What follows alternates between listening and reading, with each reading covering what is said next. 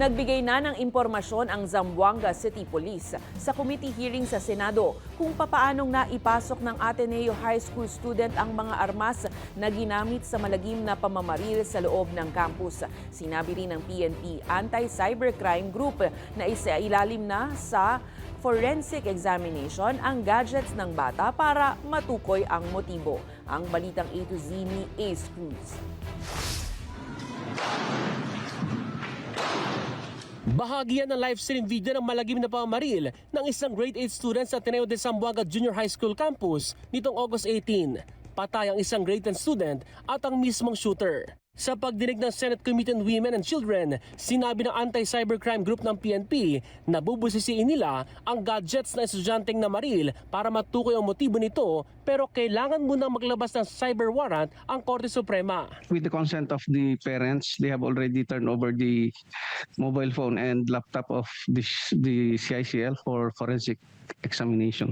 Unimaginable, unacceptable na yung Tacloban, nasundan ng Zamboanga. Ayaw nating magkaroon ng pattern kasi gusto nating pigilin na ito at this point. So, cyber warrant, gaano katagal ba yan? It takes about 2 months po, Madam Chair, before the information gets back to us. Tinanong ng komite ang direktor ng Zamboanga City Police kung paano nakapasok sa loob ng eskwelahan ang mga armas. Pumasok ang bata na sakay po ng sasakyan nila na pick up, hinatid siya, na-drop off lang po siya.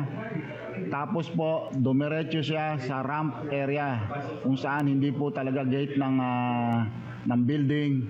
Doon po siya nagdaan. At naidala niya yung bag na kung saan nandoon po nakalagay yung mga pistol na ginamit niya sa pagbaril. Indication po na talagang may motibo siya na dadalhin niya yung baril po. Wala po bang security guard ng school na wala bang nag-check dun sa ramp kung saan dumiretso yung shooter? Sa ramp po, ma'am, wala. Bagay na pinuna ni Senator Erwin Tulfo. Napapansin ko mga private schools, diretso po, titignan lang po ng gwardiya yung sasakyan, yung loob, pero hindi naman matikikita yung laman, dala-dala ng bata na bag. Dapat magkaroon ng x-ray or scanning machine.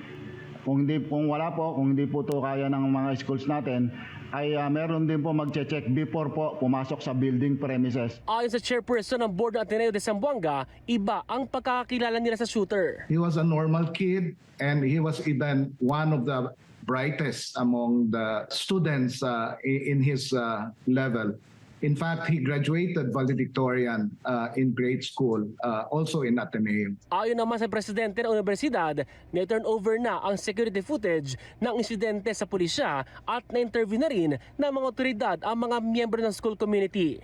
Nagpapatuloy din ang psychosocial support para sa mga mag-aral, magulang at guro matapos ang insidente. Para sa Balitang A to Z, Ace Cruz.